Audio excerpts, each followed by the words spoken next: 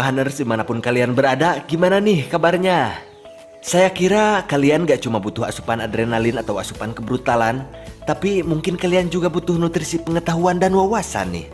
Nah, jadi pada video kali ini saya akan menjelaskan sedikit tentang ilmiah, yaitu persilangan genetika atau yang sering disebut hibrida.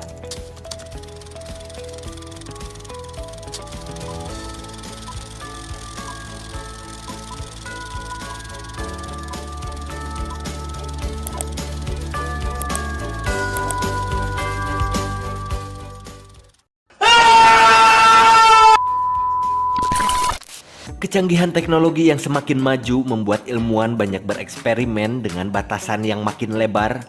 Salah satunya adalah yang sudah dilakukan banyak sekali ilmuwan, yakni hibrida antara hewan dan manusia.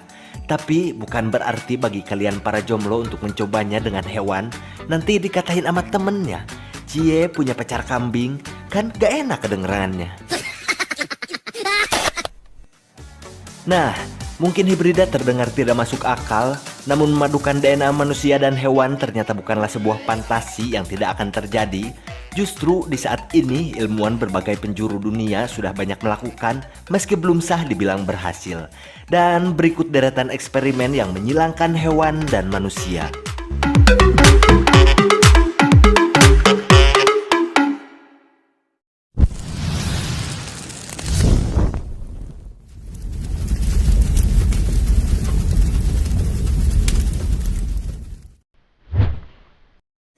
Nomor hiji, persilangan manusia dan kelinci. Persilangan manusia dan kelinci adalah salah satu hibrida manusia dan hewan yang pertama berhasil dilakukan oleh ilmuwan di Shanghai. Sekelompok ilmuwan ini mencoba untuk menyuntikkan sel manusia di sel telur kelinci. Akhirnya, embrio yang muncul berupa separuh manusia dan separuh kelinci.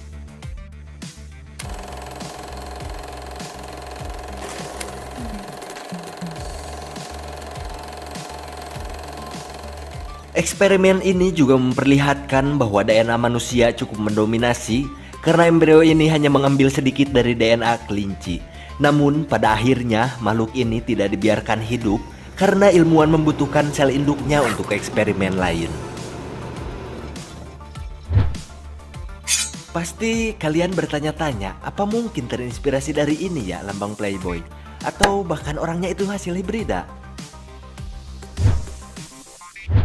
Nomor 2, persilangan antara manusia dan simpanse. Cina cukup berhasil dalam berbagai proyek hibrida manusia dan hewannya. Salah satu yang populer justru jauh sebelum hibrida manusia dan kelinci yang kami jelaskan di poin sebelumnya. Pada tahun 1967, para ilmuwan Cina hampir sukses menghasilkan hibrida manusia dan simpanse. Namun, sebelum semua terjadi, proyek itu digagalkan. Ini adalah ide dari dua orang ilmuwan di Shenyang yang ingin menghasilkan makhluk baru berupa simpanse yang memiliki otak lebih besar dan mulut lebih lebar.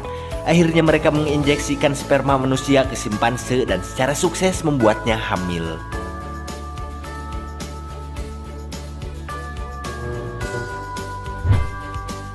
Proyek ini gagal karena gonjang-ganjing revolusi kebudayaan yang terjadi di area Mao Zedong. Laboratorium mereka pun diobrak-abrik oleh para pendukung revolusi, lalu sang simpanse yang dijadikan eksperimen pun meninggal dalam keadaan hamil 3 bulan.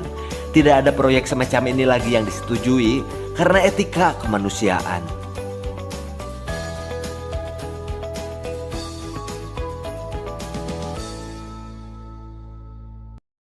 Nomor 3, kambing dan sapi yang menghasilkan susu manusia.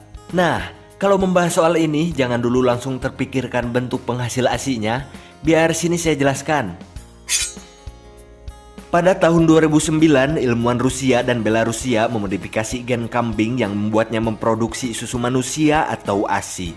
Meski para ilmuwan ini tidak bisa menghasilkan 100% susu ibu, namun 60% kandungan dari susu ibu bisa dihasilkan.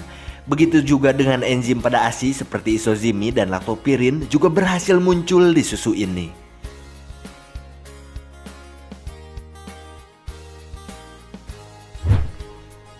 Pasca keberhasilan ini, para ilmuwan Cina juga bisa menghasilkan deretan sapi yang menghasilkan susu sapi dengan kandungan ASI. Total, mereka menghasilkan 300 sapi. Tujuan mereka adalah untuk membuat ASI yang bisa dijual secara retail, namun para ilmuwan terhalang oleh etika kemanusiaan.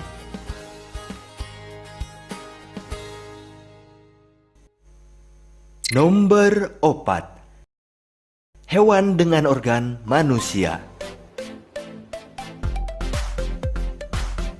Pasti pikiran kalian baru mendengar kata-kata itu langsung terlintas bayangan hewan berkepala manusia atau sebaliknya. Apa kebayang hewan tapi cungcurungannya manusia? Bruh. Salah satu alasan mengapa ilmuwan ingin melakukan hibrida antara hewan dan manusia adalah untuk menghasilkan hewan yang memiliki organ manusia sehingga bisa jadi donor jika manusia membutuhkannya. Di Amerika Serikat, hal ini merupakan salah satu ladang ilmu pengetahuan yang sedang dipelajari dengan lebih dalam.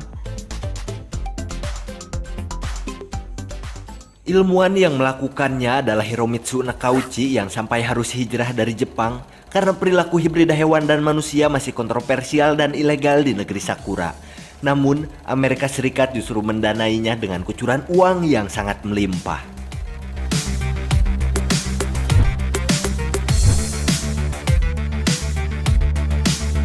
Pada tahun 2017, ia menghasilkan 186 embrio hibrida babi dan manusia, dan di tahun 2018 ia mencoba untuk menghibrida domba dengan manusia.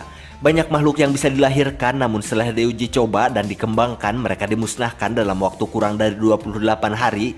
Alasannya, meski hewan ini memiliki DNA manusia, mereka masih sebagian besar sebagai hewan. Menurutnya, DNA manusia hanya ada kurang dari 1% dan tak bisa menghasilkan organ manusia.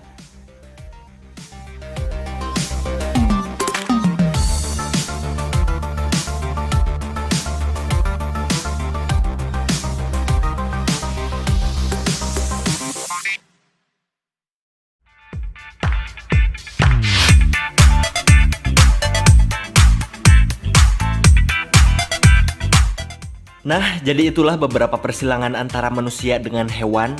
Dan sebenarnya masih banyak lagi hibrida-hibrida lain yang belum sempat saya jelaskan. Namun karena kali ini saya harus menemui Joan Carlos Belmonte untuk meneliti hibrida dompet kosong dan kuota menipis akan seperti apa gitu jadinya. Dan berinspirasilah tanpa batas, tapi jangan suatu hal yang merugikan diri sendiri atau bahkan orang lain.